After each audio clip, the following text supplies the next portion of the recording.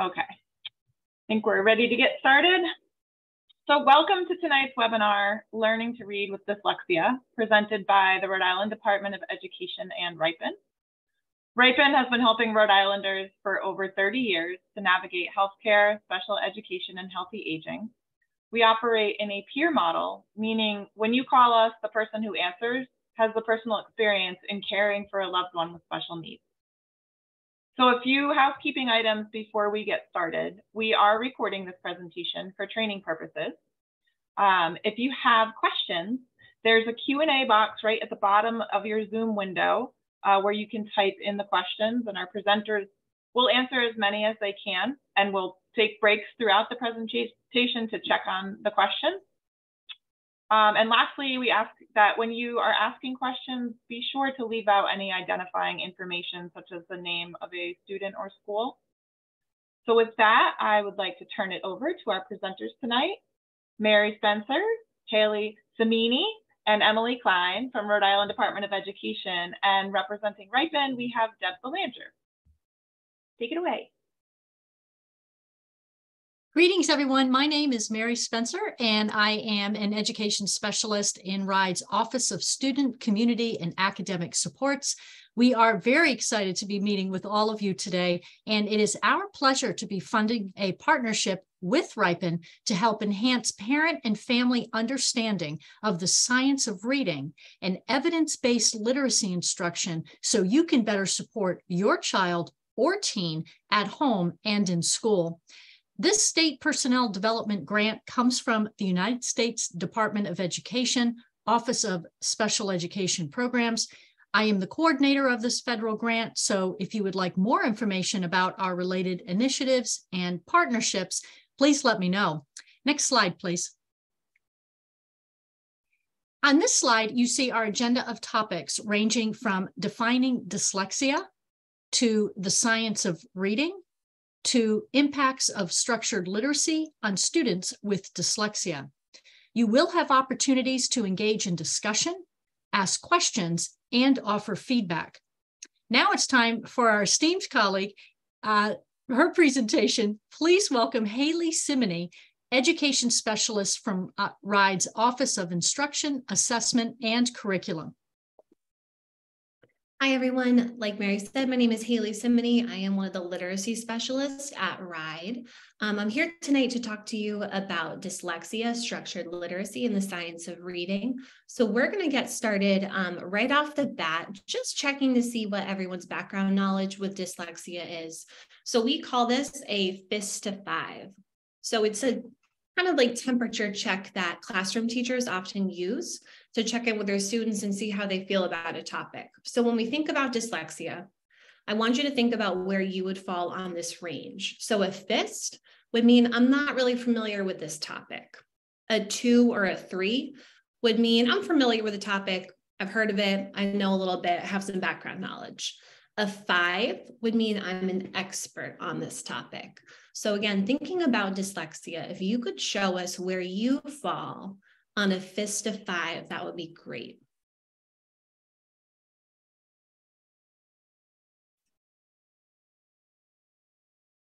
Awesome. So before we jump into the definition of dyslexia, we want to kind of dispel some of the misconceptions. There's many misconceptions out there about dyslexia. So right off the bat, we want to outline what it is and what it is not. Again, if you have any questions, you can always pop those into the Q&A and we will address them throughout the presentation tonight. So let's start with what dyslexia actually is. So it's a brain-based issue. We're going to talk all about that as we unpack the definition. It's a lifelong condition. So students can't become undyslexic. You don't grow out of it. And it's really a common learning issue. It affects up to 20% of students. Dyslexia is not, and this is really important, it is not a problem of intelligence. So children with dyslexia are just as intelligent as their peers. And it's also not a problem related with vision. So we often hear that students with dyslexia, they experience letter reversals, the words are jumping around on the page, and that's actually been proven not true by several studies. However, if you've ever worked with a student in early elementary, You know that they often reverse their letters. So there is a point where that's developmentally appropriate. However, with explicit, direct instruction in handwriting, we really should see that start to taper off around 2nd or 3rd grade. And of course, it is not a problem of laziness. Dyslexia is brain-based. It's not something that students choose to do based off of their behavior. Students with dyslexia actually often work a lot harder than their peers to compensate. Any questions so far? Not seeing any in the chat at this point. Awesome. So today we're going to unpack the International Dyslexia Association's definition of dyslexia. So when you look at that on your screen, it looks really heavy and there's a lot of important information, but we're going to look at it element by element. So dyslexia has actually been around since the 1800s, but only in 2002 did the International Dyslexia Association come out with a definition. And this definition has been adopted by many states and legislators, including the state of Rhode Island. So the first important element in the definition is that dyslexia is a specific learning disability that's neurological in origin. So that means that it's based in the brain. So if you look at that visual, there's a lot going on, but I want you to think about the brain like a highway, like a road system. So we have different parts of our brain that are connected by pathways. A student with dyslexia, some of those pathways aren't always connecting or working. The highway isn't, there's a lot of traffic going on. So students with dyslexia have to compensate because some of those areas that affect reading are not always activating.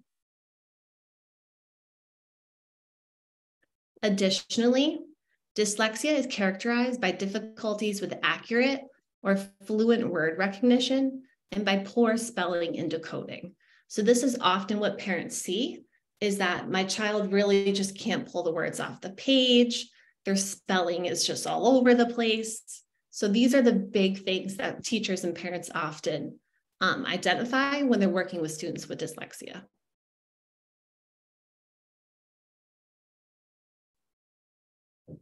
So there's two really important parts of this component of the definition. Difficulties typically result from a deficit in the phonological component of language. And really all of that is to say that students with dyslexia, children with dyslexia, just struggle to interpret sounds. So that could be manipulating sounds, recognizing sounds, and identifying letter sounds. And that's often unexpected in relation to other cognitive abilities. So again, a student with dyslexia could be struggling in reading, but an expert in math, or a historian, a scientist. So this struggle with reading is unrelated to other areas. Additionally, it requires, excuse me, that the student has received effective classroom instruction. So we want to avoid dyslexia as well. That's when the student is not receiving effective instruction, but some of those symptoms of dyslexia start to pop up. So what we have in our state legislators have recently in 2019 and revised in 2022, passed legislation to ensure that teachers have the skills, have the training required to become proficient in effective classroom instruction around literacy. And we're going to talk about that tonight. And of course, there are some secondary consequences that include problems in reading comprehension, reduced reading experience, that can really impede a student's growth of vocabulary and their background knowledge.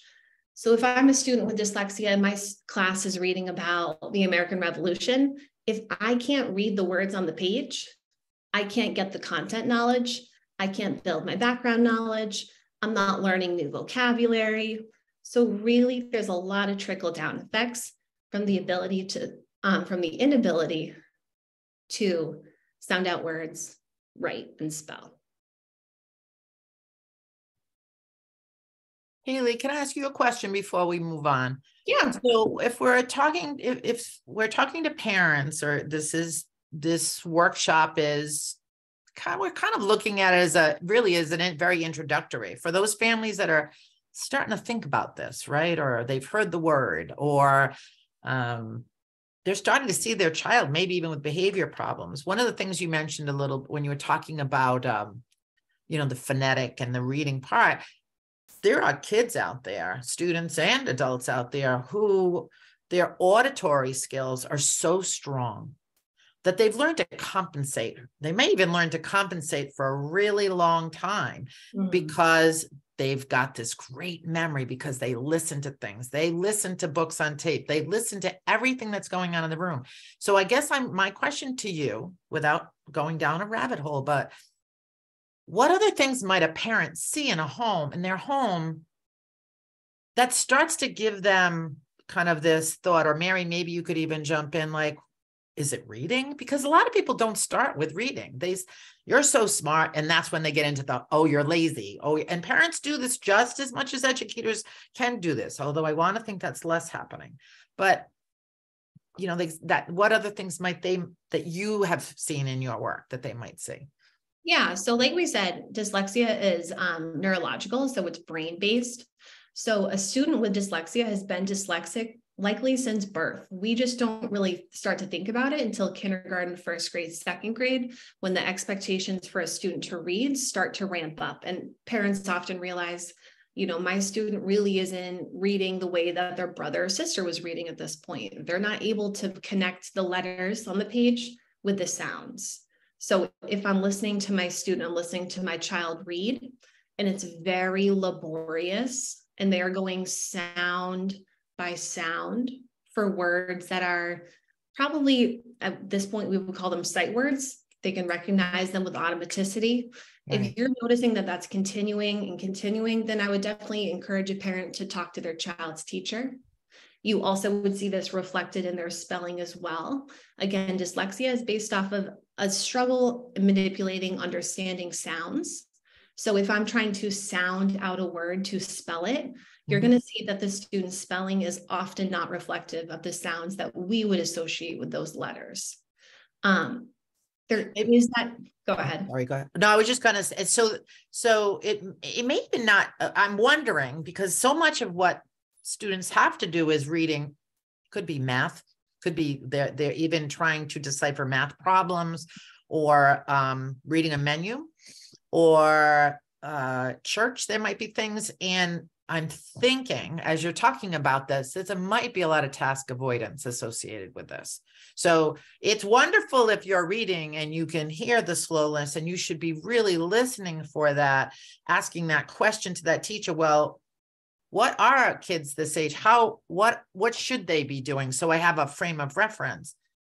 But it could show up in a lot of different ways, and frustration, avoiding homework. There's a social, crying, emotional component to this too. Yeah, absolutely. So if I'm a student, let's say I'm in second grade and I've been struggling to read for the past 3 years, I might develop some techniques that help me engage with my classmates, engage with my teacher, but I'm not really understanding the content. I'm just trying to grasp onto different topics or threads. And often that manifests in a pretty shallow comprehension. Like we said, if I can't read the words on the page, I'm not really developing that science knowledge, that math knowledge. I can't read this word problem in math. So we see that those gaps start to widen. Students' background knowledge starts to kind of fall apart. And as a parent, you would often notice maybe your student or your child doesn't really want to pick up a text. And that could look like something like out to dinner, looking at a menu, like at the grocery store. They're not really jumping out with the different like labels and words that they see. So it's definitely something that you wouldn't just see in an isolated reading or literacy block. Right. I just thinking about grandkids and what I've watched them, I've even seen them what preferred activities that they do like. For example, things that have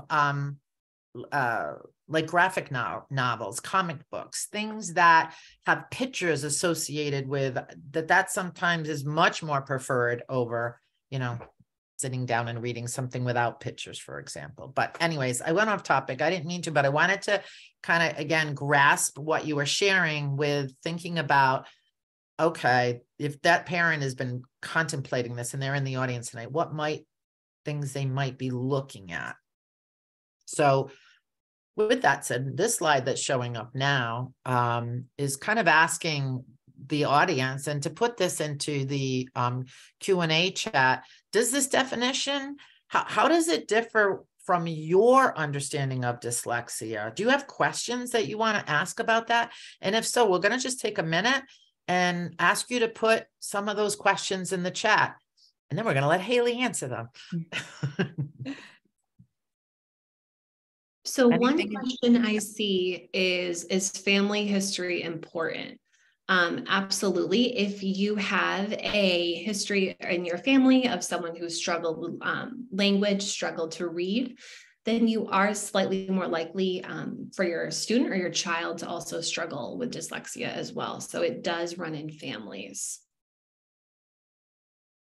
Another question I'm seeing is, what type of engagement will really help a student with dyslexia? And I'm assuming this is talking about how can we get those students in the classroom, or how can I get my child at home to start to jump into reading more? And we're going to talk about that in the second part of our session tonight when we talk about structured literacy and science of reading. But one of the elements of the definition that I think is often overlooked is that we need to be ensuring that students receive effective classroom instruction. So tonight, as you learn more about structured literacy and science of reading, and hopefully you join us on May 2nd as well, when we really dive into what that looks like in the classroom and how you can support it at home. I would ask you to start to think about what elements of this can you recognize in your child's instruction, even thinking about some of the homework that they receive, or what your child shares with you about the lessons that they're engaging with, and start to think about what type of instruction your child is getting.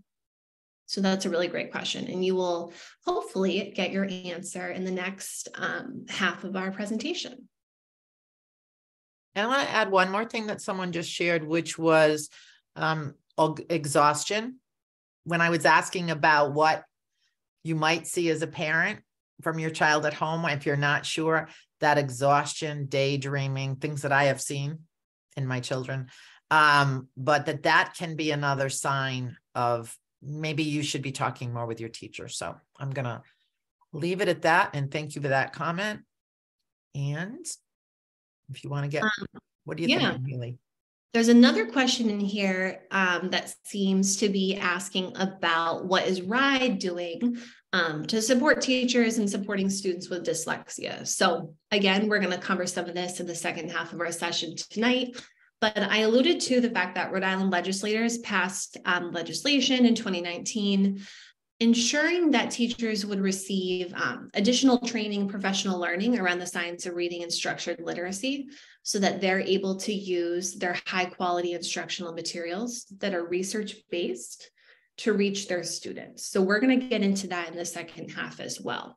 But you will learn more and more about what your child's teacher has been trained on and how you can see that reflected in their instruction in the classroom.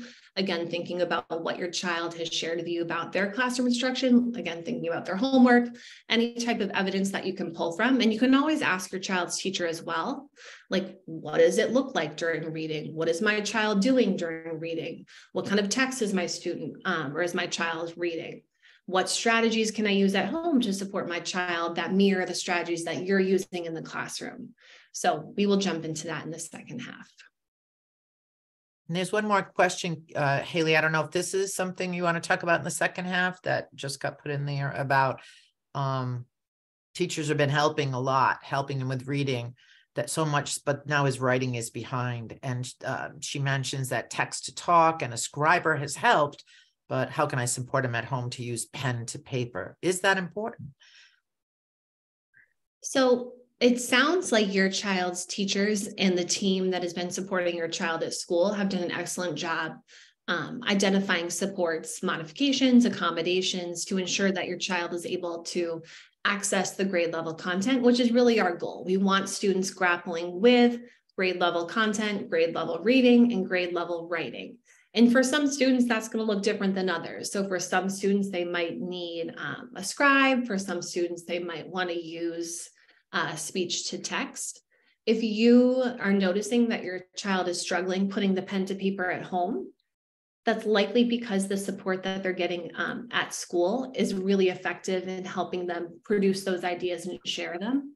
I would ask you to talk to your child's teacher a little more about if there's a plan to provide additional supports in the future, or if it's a priority for you and your family that your child is able to really put that pen to paper. Writing is changing, and it's very different from when I was a student, which was quite a while ago, and it's very different than when many parents were students as well. So what we consider writing, you might want to talk to your child's teacher and see what their expectations are. Because when we think about writing, really what we want is for the student to be able to put their ideas into a form or a structure and share them, whether that's pen to paper, whether that's a scribe, whether that's speech to text. It might look different for all students.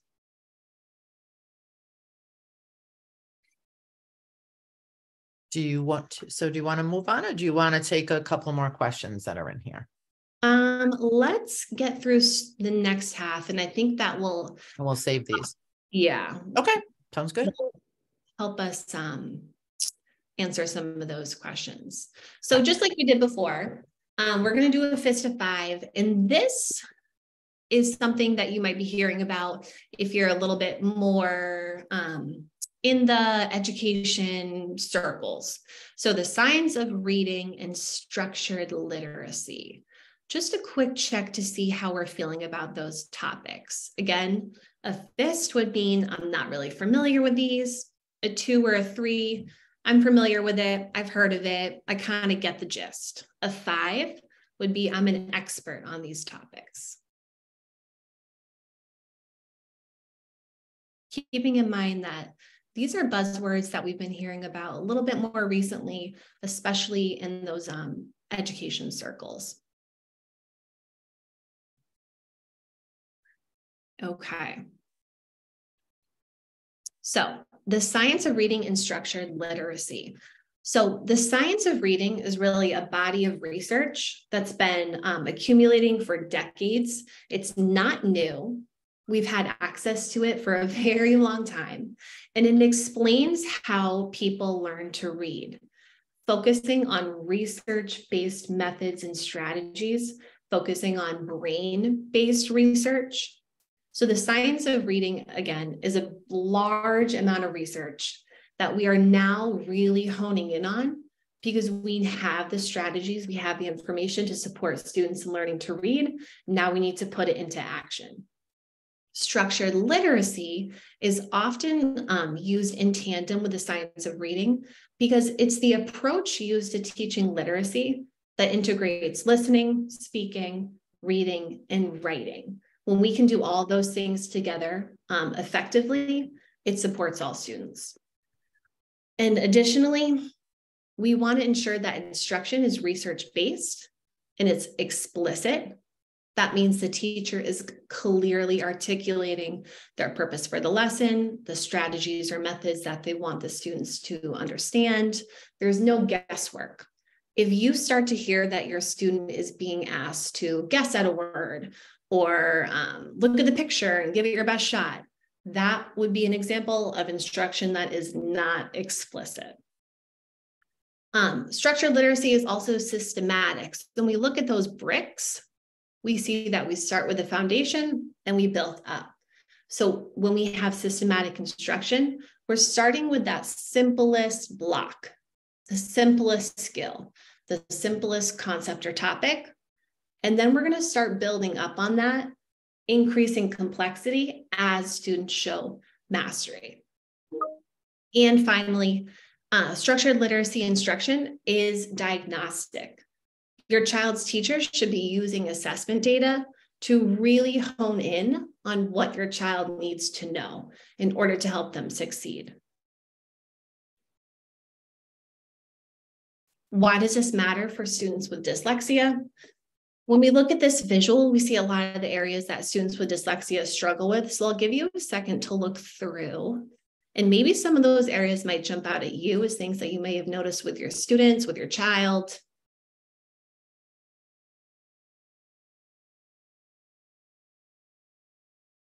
Like Deb said earlier, it might be something you notice in math. It might be something they're experiencing in a foreign language class. It's not always just something that happens during reading.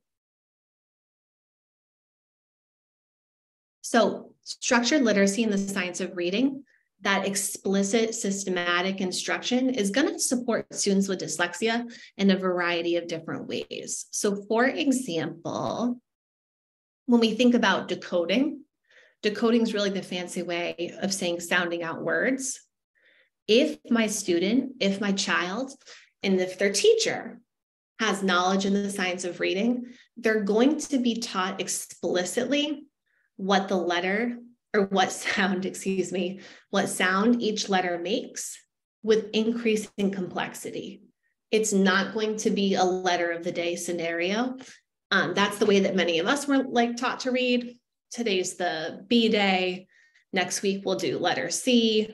There's a scope and a sequence that your child should be exposed to that's based off of research. So again, we have a clear purpose in the science of reading, structured literacy, that helps students build from simple concepts, identifying letter sounds, and building in complexity.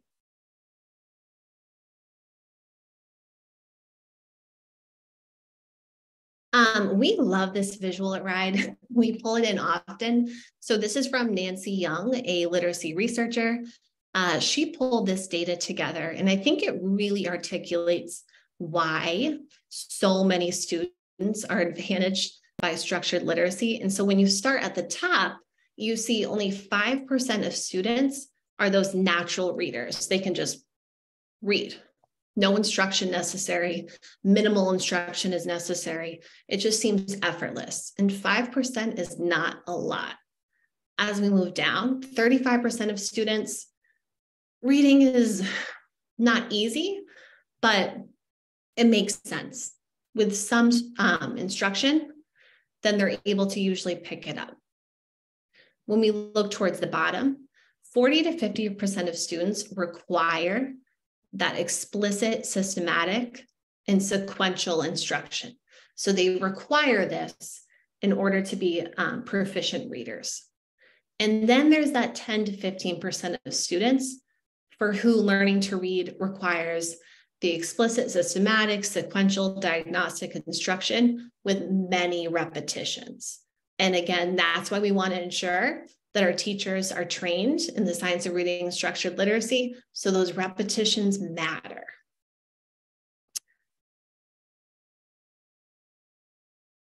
Any questions, reflections, or comments?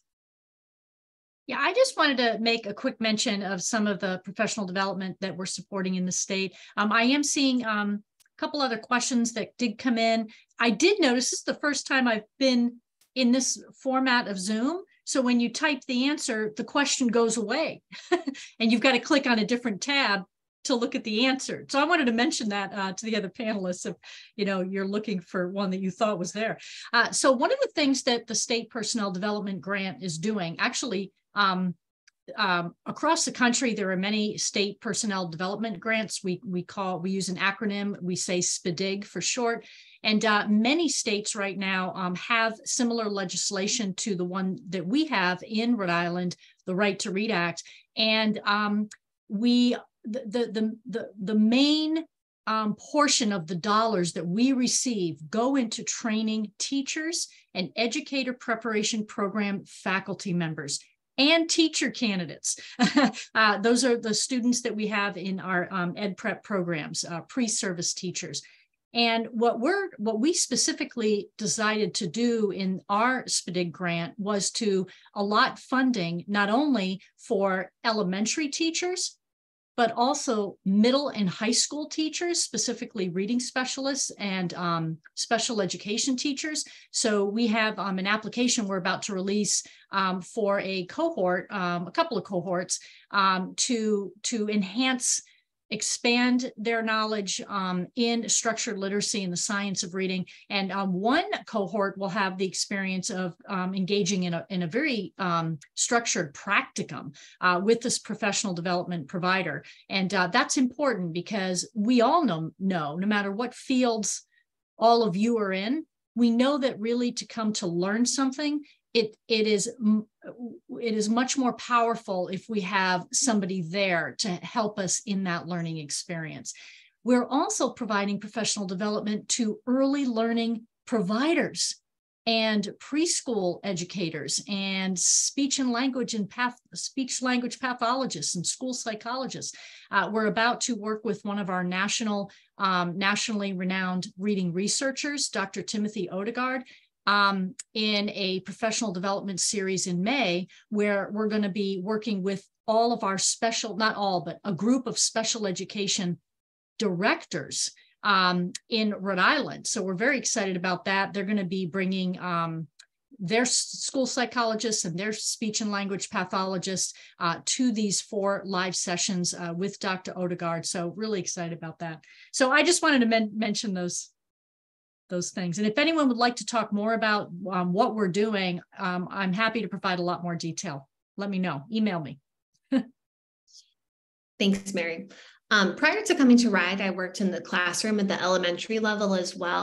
So if you're starting to think about some of these elements of structured literacy and the science of reading, I would encourage you to ask your child's teacher about what type of professional learning that their school is offering, to try to start to feel out where your school or district might be in this process. We have some districts in Rhode Island where every teacher has been trained. And then we have some districts in Rhode Island who are just starting to dabble in this. One of the questions that I saw was, what can I do if my child's teacher or my child's school is using a balanced literacy approach? So balanced literacy is likely the way that many of us were taught to read, where there wasn't a lot of research-based instruction going on. Again, you might hear things like, look at the picture, guess at the word, give it your best shot. Students aren't given direct, explicit strategies to help them decode the words and pull the words off the page. So if this is happening in your child's school, again, I would encourage you to talk to the principal, ask them what type of professional learning their staff has participated in regards to the science of reading in accordance with the Right to Read Act. So by 2025, 2026, all LEAs, all school districts will have to have provided professional learning on the science of reading and structured literacy for their teachers. So by having this conversation, you actually might encourage that principal or that teacher to seek out some of those opportunities. But the fact that you're identifying that they're using balanced literacy is also a great first step.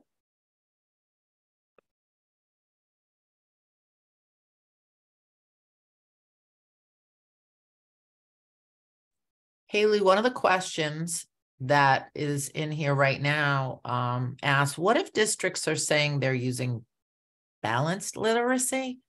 Is balanced literacy acceptable even for a student with dyslexia? It's a new term for me.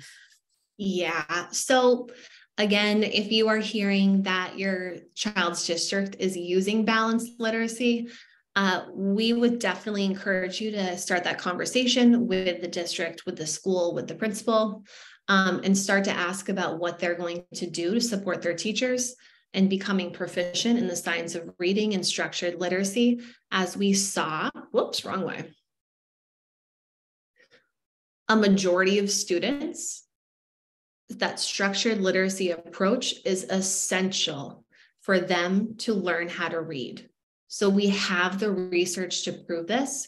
Now we need to advocate for that type of instruction. So if your district is promoting a balanced literacy approach, I would encourage you to start that conversation with them about what they are going to do or what they have planned to do to support their teachers and their staff and becoming more proficient in the science of reading and structured literacy, knowing that for students with dyslexia, this group at the bottom of the ladder, it is essential for them to read.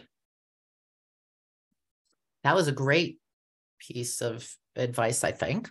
And when we make this video shareable on our website, it might be even something I would encourage parents to share that with their educators too. Speaking of sharing things, yes, I would love to point out a great resource that RIPIN has. So if you were to go onto the RIPIN website under their resources, we have worked with RIPIN to develop a toolkit under dyslexia and reading literacy that gives a couple more resources, some videos, some PDFs, things you can download, print, save on your phone to have for those conversations with your child's teacher that really help to explain some of what are the causes, how is this diagnosed? I saw some questions in the chat about what type of testing should I have done. So a lot of those questions could be answered within this toolkit. Again, this is on RIPIN's website under resources and dyslexia and reading literacy. And oh, go ahead. Go ahead, Deb. I was just going to say there is one there it is right there. So that top, if you click on that one right there, Haley, is an infographic that we put together, again, really at the very early stages of the parent who's questioning, wondering, what do you see? What are you seeing there? What kind of questions can you ask your teacher? Again, this is again in the early stages. I'm going to ask Sarah if she'll just put the link directly, or maybe she's doing that right now, to that particular piece of information. But there is some other pieces in there that you might also find helpful. This is a great. It's available in multiple languages, so we do have it in Spanish and Portuguese also. Yeah, and this is a great thing to maybe screenshot and have on your phone. Again, when you're having those conversations with your child's teacher at pickup or dismissal, you can kind of pull these out and remember, okay, I wanted to ask my child's teacher, when does reading happen in school and for how long? What reading program is used in my child's school? If you have questions about that, I'll be giving my contact information now. You can always reach out and ask, I heard my child's school is using this. Is this based off of the science of reading? Does this align with structured literacy? So I would definitely encourage families to take some time in the future to really unpack some of these resources in the toolkit, because there's a ton of information here. And again, share it with your school leaders at the same time.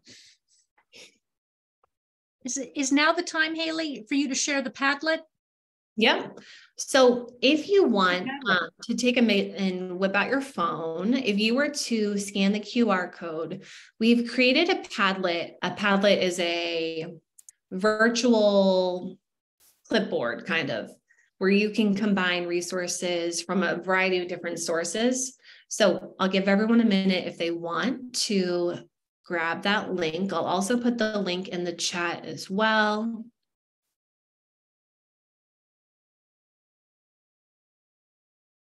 I'm doing it too. Haley, just make sure you send it to everyone if you have the ability to in the chat.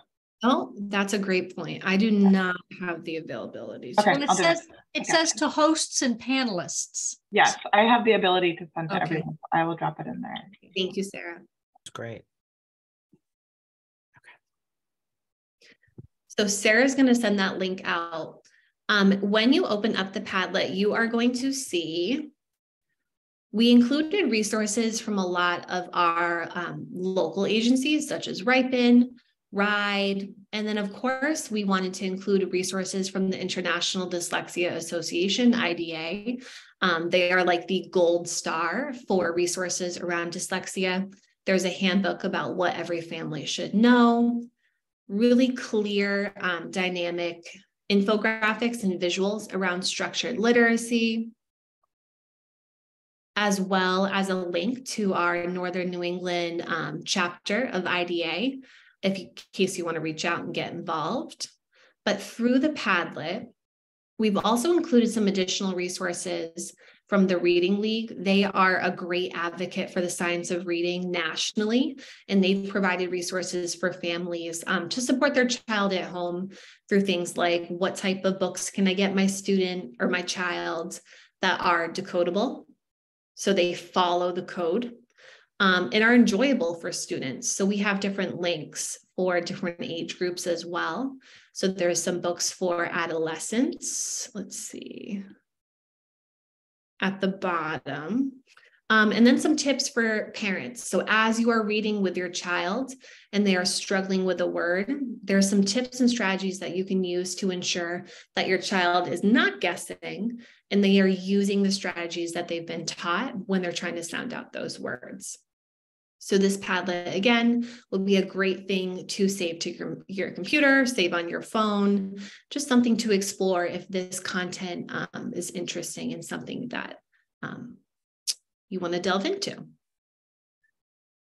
One of the questions, Haley, is that when we will be getting to the point of we're talking about survey or whatever, can that Padlet, not everyone kind of has that technology expertise. Is it possible to get a link to that tablet that we can access, in a via and like, can we drop it into an email when we get back to people? Okay.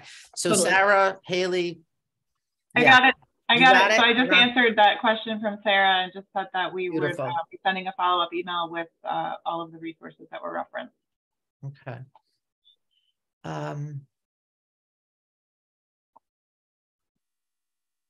There is. That's a very good question.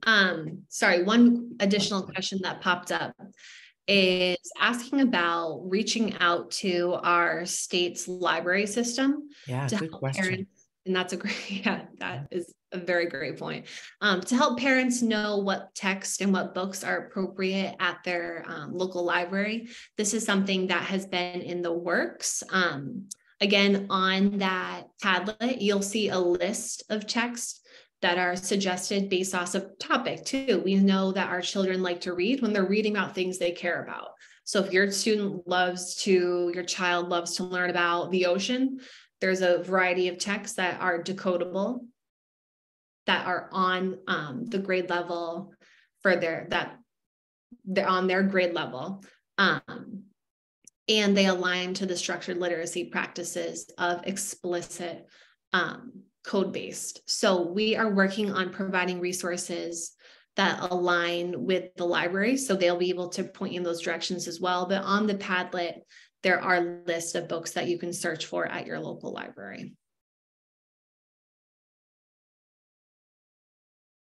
And then Haley, do you see Soraya Santana, her comment, great comment about advocating or mandating certain types of programs. I know you've been working on a lot of reviews. Mm-hmm. Yeah, so the way that curriculum and materials are being selected right now is that we use Ed Reports. Ed Reports goes through a thorough analysis to ensure that materials are research-based, and then districts are able to provide, to select the materials that they think best fit their students.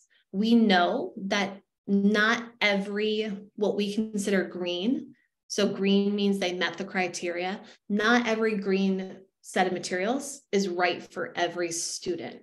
So teachers and districts still need to do some differentiation to ensure that the materials meet the needs of all students. RIDE has provided additional resources for certain materials based off of our own analysis.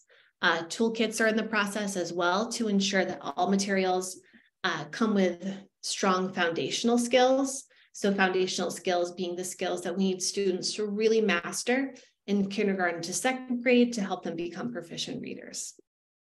Yeah, and one of the things I learned about ARC is that it was reviewed several years ago, and it had met expectations at the time. I do believe that Ed Reports has a plan to re-review that program. I don't have any additional detail on that. I am on their advisory board for ELA. One of the things that Veronica Salas, who is one of our colleagues at the Rhode Island Department of Education, and the rest of us care a lot about is ensuring that our core curriculum and intervention programs, or the intervention parts of these large big boxed curriculum, address the needs of multilingual learners, in addition to students with disabilities, and other student groups. So Ed Reports is very aware of that, and they're now starting to think about,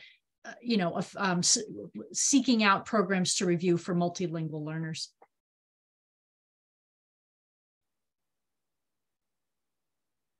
Another question just popped up about advice for parents that have been questioning literacy in their districts and it's falling on deaf ears, or they're only getting some vague, kind of fluffy answers to pacify the parents. So I would encourage you, if you feel like your child's school or district really isn't giving you the answers you need around the instruction that your child is receiving, that when you get this PowerPoint, and you have access to these resources, and you have access to some of the visuals that we shared, such as Nancy Young's reading ladder, as well as some of the elements of structured literacy and the science of reading, the definition of dyslexia, I would encourage you to use some of these resources when you speak to your child's school or even district to again emphasize the importance that all students deserve and require this approach to literacy, not just students who have dyslexia, though we know it is essential for those students. All students are advantaged, but it is essential for students who are struggling with reading. So we have the research to prove this. Now we need to ensure that there's implementation and action behind it. So if you're feeling like you're not really getting the answers that you need, use the research and then ask for next steps. Again, I've also talked about the Right to Read Act, which is the legislation that requires teachers to show proficiency or awareness in the science of reading and structured literacy. So you might want to start to ask about what their plan is for ensuring that all teachers have been trained. And Haley, I don't want to put you on the spot. I know that your office has looked at, I think you have data of from districts to see how many teachers have completed or are at least engaged right now in Right to Read Act approved professional development. So I don't know if you want to speak to that briefly. Yeah, so as of this fall, for the data that we received, about 75% of teachers are either in a program, a professional learning opportunity that helps them really unpack these important elements of instruction, or they will have completed the program by the end of next school year. So like I mentioned before, we have some districts who have completely trained all their teachers, and now they're doing that really important work of, we have all this important knowledge, now how do we actually implement this into our daily instruction? So that's really incredible. And then we have some districts who are making sure that the professional learning that their teachers participate in is really tailored to their students' needs, but they're having those conversations. So as of right now, 75% of teachers are participating, have finished or will finish a program by next year, which is great because they have until 2025, 2026. But that doesn't mean that you still shouldn't talk to your child's district. Parents' voices really matter, especially in numbers. So if this is something that you're noticing, I would encourage you to really start that conversation, again, showing the research.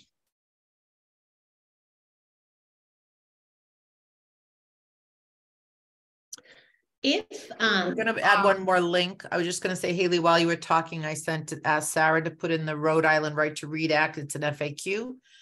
That might be interesting if people have not heard of that. So she's going to drop that in there also.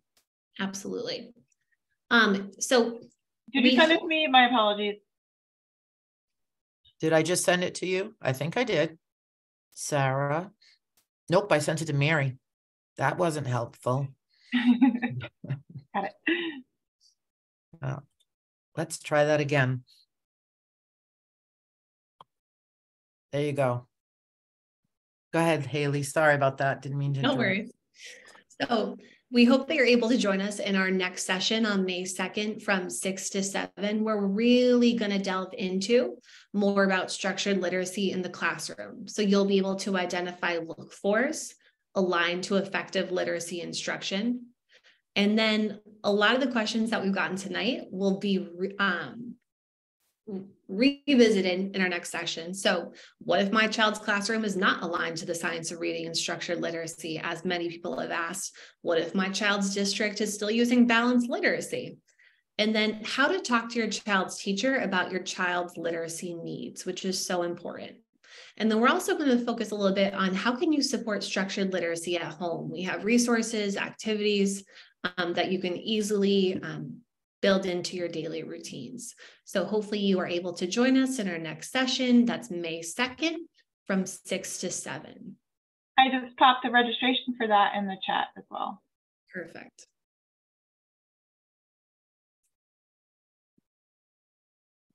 And if you have questions, please give us a call, contact us. We're going to be following up with you with, again, a survey, a copy of the presentation, which will also be made available on our website. I think that there was a lot of good questions about advocacy as it relates to, you know, I heard some new things really very concrete around these structured literacy that I think it's important for parents to go back and do that. But I think there are things after that, that what happens if that doesn't happen. So there are questions around how to work through those, maybe new evaluative data, asking the school for more information, but keep that all in mind. RIPIN does help with that. So give us a call and I'll turn it back over to Sarah. I did just pop a link to the survey. Your feedback is really important to us to help us understand how we're doing in terms of these workshops and things. So if you could participate, that would be great. It will also be included in the follow-up email that we send out tomorrow with a link to the presentation, a link to the recorded presentation, and some of the other resources that were mentioned tonight. We appreciate. And can I do one more shameless plug? Mm-hmm. Yes, RIPIN is there to help Rhode Island families, kids with disabilities. We know that. We've been around for a long time. However, there is a group out there that really does have a lot of good content information. They have had some involvement even with providing some feedback around this, and that is Decoding Dyslexia Rhode Island. They are here to support those families. They're going to be able to answer some of that deeper dive kind of stuff that it's very specific to that child and those concerns. So please contact them. I think we have somewhere even there. Website information. I do have a link to that. If you can find that and drop that in. And they're another great resource in Rhode Island, and we would encourage you to check them out also.